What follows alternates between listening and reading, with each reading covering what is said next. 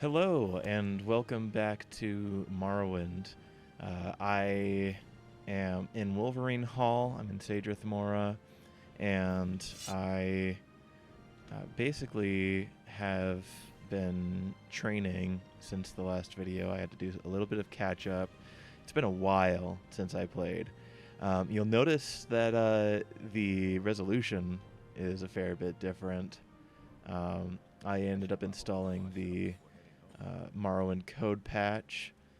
Um, a lot of the basic stuff is just like fixing sound files or um, uh, basically enabling 16 by 9 resolutions because normally it's limited to 4 by 3 resolutions, which can be stretched to fit, but they don't always look the best.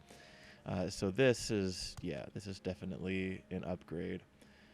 There's also some UI updates, like putting the button in the corner. I forget what everything is. I'll put a screenshot up of all the changes that I had. I know really there's also some like quality of life changes, some like gameplay changes that were just made it, at their default they were just kind of problematic, like pickpocketing. Apparently, the way that pickpocketing is calculated, most of the time you would do some pickpocketing and then there would be like this huge chance that you'd get caught whenever you closed the window. So they fixed that. I also got a tooltip that basically makes it so I can see how many skills I've increased towards a certain attribute. So you can see here that I got like a medium armor point, I think, and so I got endurance up, and then speed, it was just athletics, but because I had to run around a little bit, sell some stuff. But I've ended up, you can see that I have 10 points in strength, willpower, and agility. And so I can see with this tooltip that I'm fully ready for my level up. I'm going to get the maximum points in each of those attributes, which we'll see here. Rest until healed. Oh, ascended to level 12. You can't believe how easy it is. You just have to go a little crazy. Crazy? And then suddenly it all makes sense and everything you do turns to gold. Yeah, go a little crazy. I was crazy once. So now I've got even better stats. Everything is getting just a bit more improved. But yeah. So I'm at Wolverine Hall. I got some instructions by, I believe it's this, yeah, Sandra Narathi, and she explained to me how to get to Tel Fyr. But luckily, it got marked on the map, and I can see that it's on this island over here. So now I just have to find my way over. Now the trick of that is just, yeah. Oh, you know what?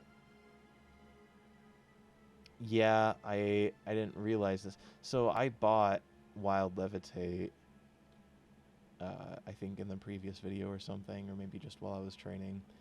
And I hadn't installed the code patch yet, so I didn't know that it was going to be 115 points to cast it once. But there's now a UI upgrade for purchasing spells that actually shows you how many magicka points you need in order to cast. To what do I owe this pleasure? Don't worry about that.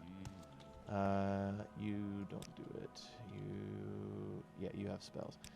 Okay, so you can see here, it says how many points it is, and that's how much magicka. it'll cost to cast the spell. So you could see like this one only costs 3 points. But actually this one's pretty cool. 50 points for 1 second on touch.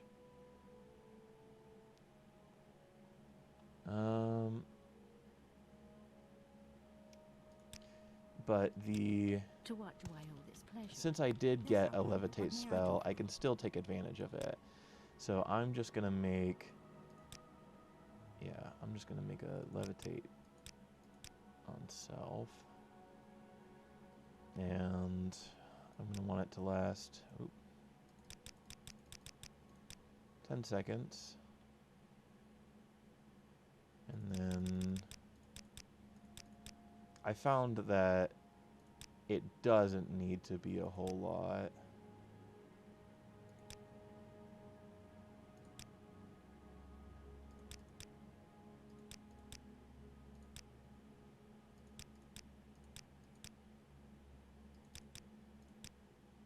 I think this is honestly fine. I did, okay, this is the part where I'm gonna have to admit I already tried a recording earlier, and I made it to the destination, and I was able to test this spell that I'm making. I had it at 1 to 10, and I found that 3 points of levitation I was getting pretty typically, and that's plenty to get. So that for 10 seconds is plenty to get to where I need to go.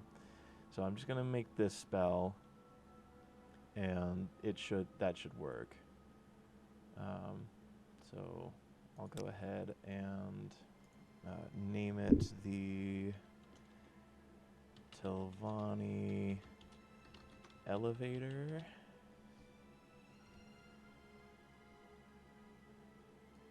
Buy it. Oh, this mic stand. I'm still getting used to this thing, because you may also notice, I got some better mic quality here. Oh, man.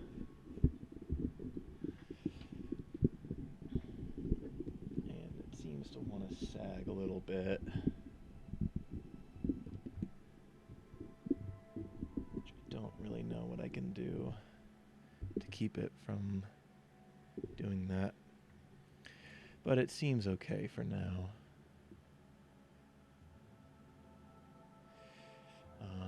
Actually, I might end up putting a different setup on this later, but yeah, at the very least, I've got a microphone that works much, much better than it was before. And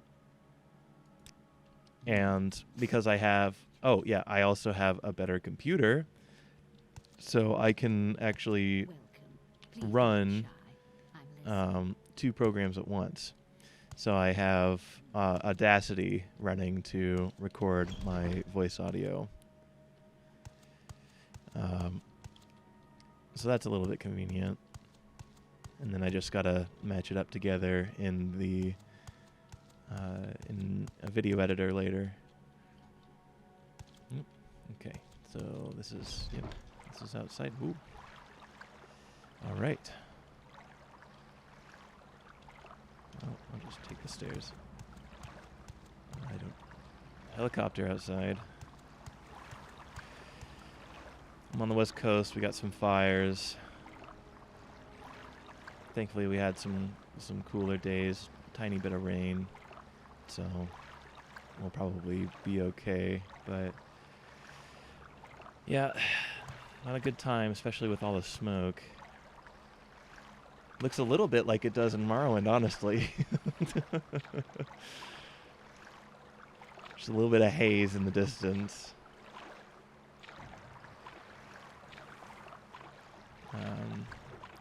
Nope.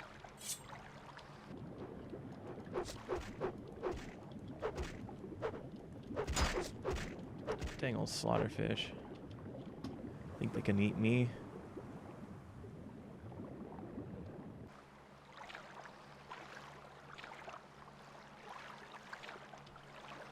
Is there another one? Where is it? There.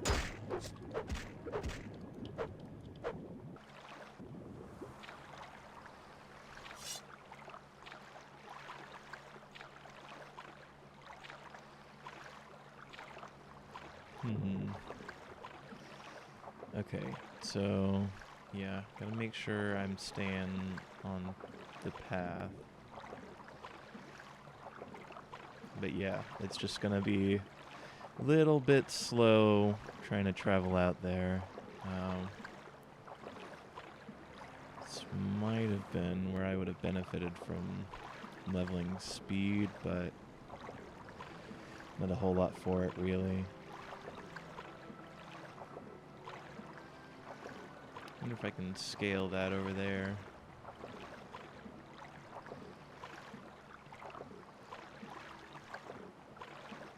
It's worth a shot.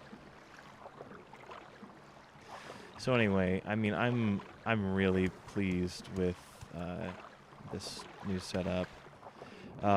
There is one flaw that I'll point out to anyone considering the Morrowind code patch, and that's, at least for my system, I think because I'm using a resolution that isn't in the launcher, if I tab out of the game, it suddenly like doesn't recognize the resolution that I'm in. So then it says render creation failed, and it crashes the game. And I don't really know what I can do about that except to make sure that I have everything saved before basically I have to close out of the game every time that I want to do something else on the computer. That's okay. I can live with that. As long as I know what the rules are, I can live with it.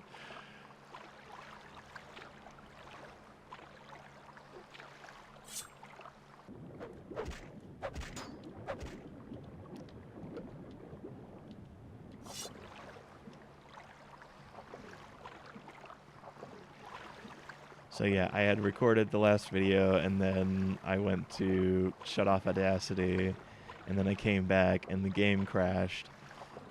So there was just no point. And then and then I was like, okay, well, I could just catch up later. But I had also kind of forgotten to do the extra training for the level up, and I had closed out of Audacity because I lost my save progress without even realizing that I had the video still recorded. So, you know, there's really nothing for it except to give it another go. Gotta go that way, it looks like.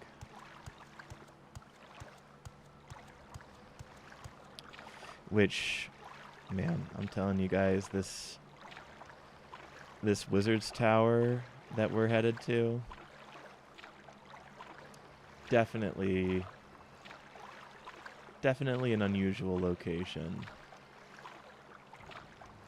I mean, I know we were in that crypt with all the mummies and the skeletons, and I know we were at that camp out in the coast, the Ashlanders, middle of nowhere, basically. I know, you know, I think we've been to the Kwama egg mine. I think it's Shulk egg mine.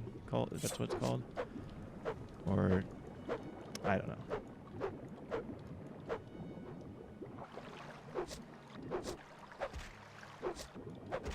Come on. There you go.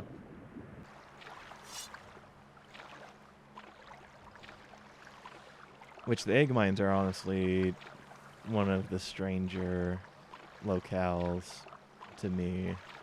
I feel like the Kwama as a species is pretty unusual because they've got all that diversity. Like there's the foragers that are just basically worms. There it is.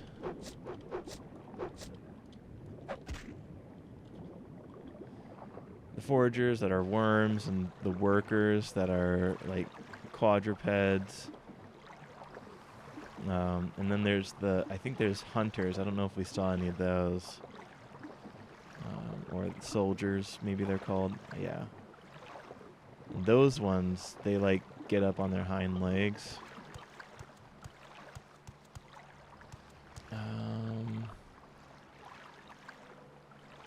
This way.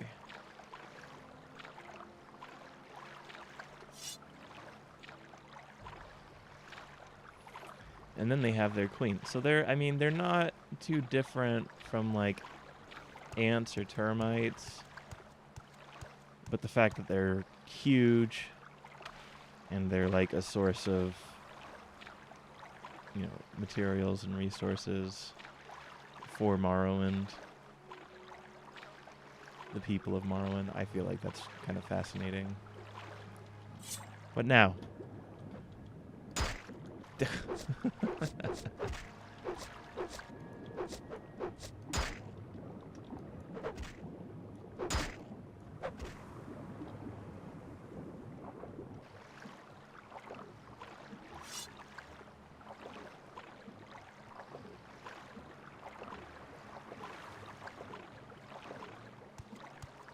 Okay. Now, thankfully I do remember how to get in, so if there was anything to be gained from the last playthrough, it's knowing that, yeah, there's this bridge over here. And I guess it's considered that you would cross this into the tower here. Which, like, you know, this isn't from the outside already, you know. I mean, we've seen some, like, houses using, like, natural resources as shells. Like, in Aldrune, they have like, the giant crustacean shells. And then, you know, Sadrith Mora even has, like, mushrooms, I think. I mean, they look like giant mushrooms to me. But then here, you know, we've got this whole mound with, like, roots and whatnot, and, like, all these different caps that, like, it looks like a wizard's tower, because we think of, like, that crooked tower with the big spire, and it has, like, the what do you call it? Like the circular, the conical roof. Okay. So I'll go ahead and talk to this lady right here. Tel Fyr, because this is Tel Fyr, and it's like Tel Fyr. Okay, so this is part of the Fyr lineage, Fyr clan or something, right? Have you come to plunder the dungeon? Or have you got Corprus disease? Or did you come to see Tel Fyr? I'm Tel Fyr. I'm the wife of Tel Fyr. One of them. Sort of. Sort of. What do you mean, sort of? Yes, well, not wife in the married sense, but, you know, paramour, consort, something like that. It's a bit awkward, really, because, well, he made us, too, so though we aren't really his daughters or anything, it's like we were his daughters, because he made us, you see? And I gotta say, I can understand her reservations about the matter. But tell us about Tel Fyr. I mean, what's he like? He's up above in the study. I hope you can fly. Can't get up there unless you can fly or have potions. Sorry. I do have Corprus disease. Everyone who gets Corprus disease comes to our Corprusarium. It's not very pleasant, but at least they're all fed and cared for. I'm not here to plunder the dungeon, so far as I know. So,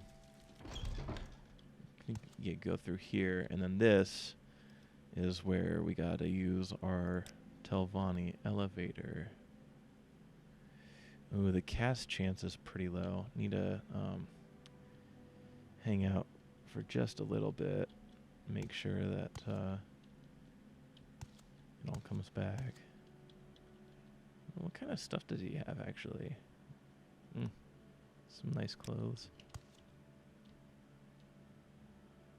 Corprus weepings. Ew. Looks like wax. Or rotted flesh, maybe. I don't know. Gross. Some alchemy supplies. You know what? I think I noticed a book. Yeah, right here. The Lunar Lorcan. And you read it, and you get a little bit of alteration skill, which is super convenient, because I need that to improve my casting chance. Which makes me wonder, actually, now that I'm thinking about it, maybe there's some other books that can increase skills. I mean, definitely a lot of lore, but on the table? No. Okay, that's fine. We're gonna go ahead and try and cast our spell here. Perfect, first try. And you see we got 7 points, so plenty to get us up the hole there. And here's our guy, Tel Fyr. Say, that's an interesting dorma piece you have there.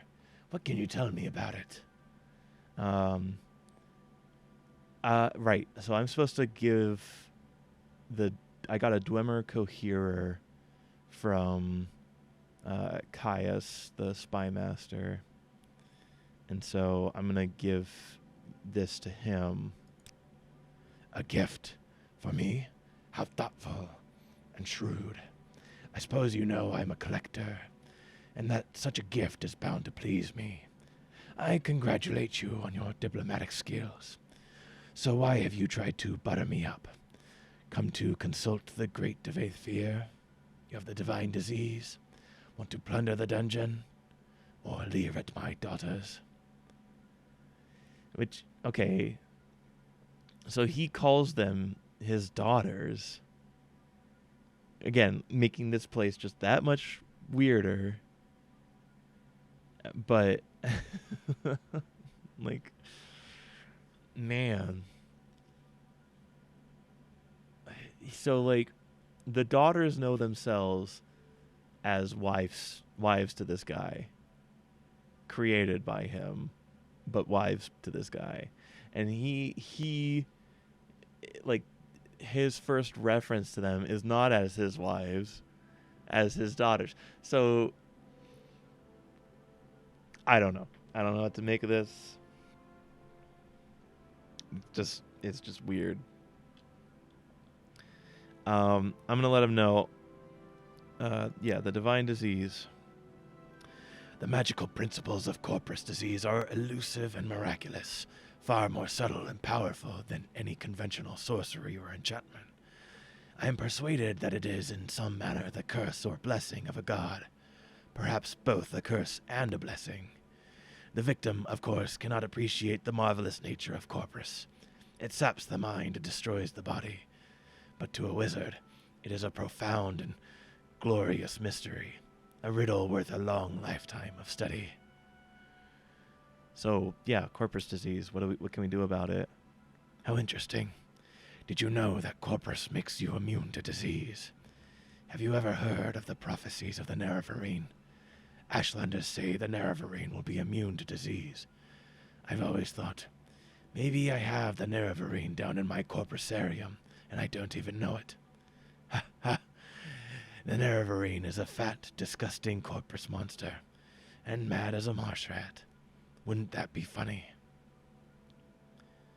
Explain to him that I may fulfill these prophecies, because that's what I was told by the Ashlanders, if I can figure it out.